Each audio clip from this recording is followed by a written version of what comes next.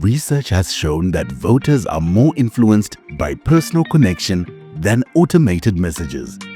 A Columbia University study revealed that individuals messaged by their friends were 8.3% more likely to vote compared to mass text message campaigns that only influenced 0.29%. Discover how data, technology, and experimentation shape contemporary campaigning and where their limits lie.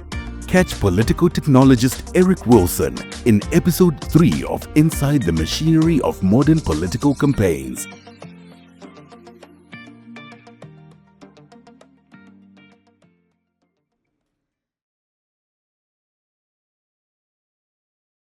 Yeah, well, data obviously shapes everything that we do. And what we're trying to strive for in the political industry is to make more data-driven decisions. Mm-hmm. And we're making success in that regard. So from figuring out what voters want and gathering data about that, to then modeling it so we can know which voters we need to reach. Then there's the targeting, mm-hmm. where we are actually getting our messages in front of those right voters.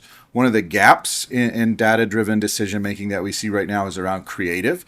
So the actual messages that we put forward, we need more rigorous data around that. So that's really where we're focused right now. Things like testing TV ads with different panels of voters, for example, to figure out which way of saying the message is most effective.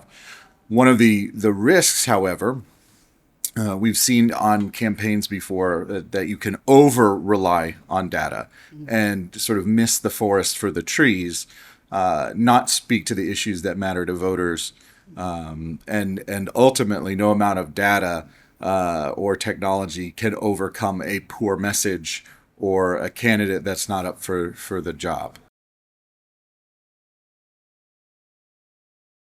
Yeah, so I would think back to a Senate campaign that I worked on in 2014 mm-hmm. In Virginia, where still very new in terms of data and social media, and Facebook was much different than it is now. One of the things that we knew is that you could only run ads on Facebook to people who are friends of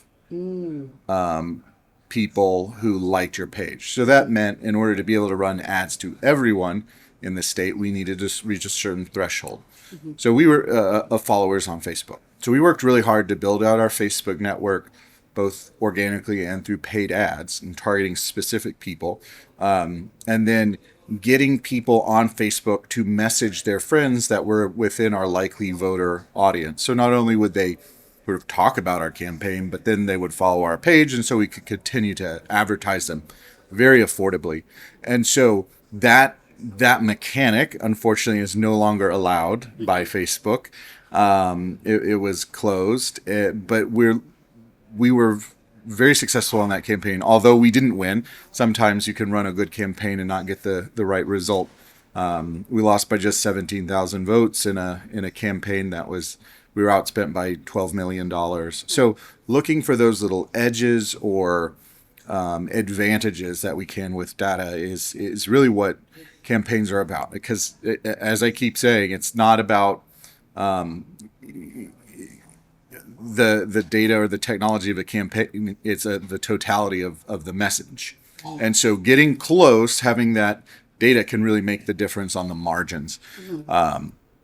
And so you can have all the best data in the world, but if you don't have a good campaign, a good candidate, or a good political environment, there's sometimes things that you just can't overcome. So I think back to that 2014 Virginia Senate campaign, where we really looked at the data and decided where it was that we needed to be and hit that mark. And I think that speaks to how you can make data-driven decisions to inform your campaign strategy.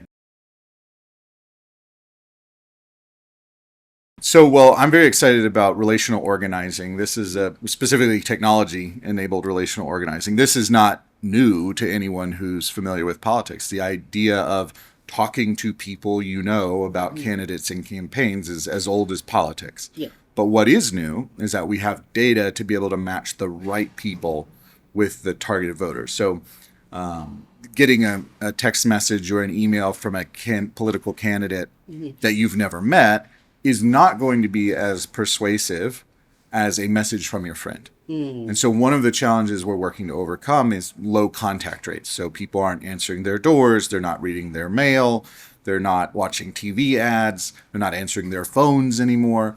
But we still answer phones and open our doors to our friends. And so campaigns are looking at how we can use data and say, okay, here are the voters that we need to reach that are going to be crucial to our victory.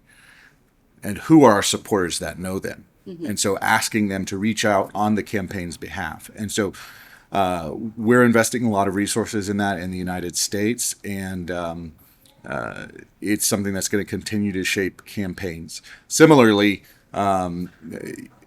influencer marketing. We saw very impactful in the 2024 campaign. That becomes a little bit more difficult from a technology perspective, right? Because it's very akin to kind of broadcast of you don't control who's going to see the content, or like a podcast, for example. Well, so it runs the gamut from a micro influencer who may have 10,000 followers, but they're the right 10,000 followers in a small community or maybe a small region, all the way up to the Joe Rogans of the world who have the most popular podcast. But really what we're tapping into is the psychology of parasocial relationships. So the podcaster does not know everyone who's listening to him or her, but the people listening feel like they have that relationship. And what's even more important than that is that we really see kind of two electorates in the U.S. There's about half of voters who pay attention to news and current events, and there are half of voters who either try to actively avoid it or maybe they bump into it when they're getting news about something that they do care about. And so that's where podcasts come in. And, you may listen to a podcast about sport or business or something else, but you might happen to learn more about a candidate or an election on an episode. And so that's where it can be really powerful. They're not explicitly political podcasts, for example. Data and technology can extend a political campaign's reach, but they cannot replace human connection. Thank you for tuning in, and join us next week in episode 4 as we explore how political campaigns leverage storytelling to connect with voters. Don't miss our conversation with Tom Jennings, Director of Causeway Creative Agency, on creative and compelling political messaging that resonates. Campaign Pulse. Decoding campaigns. Defining power.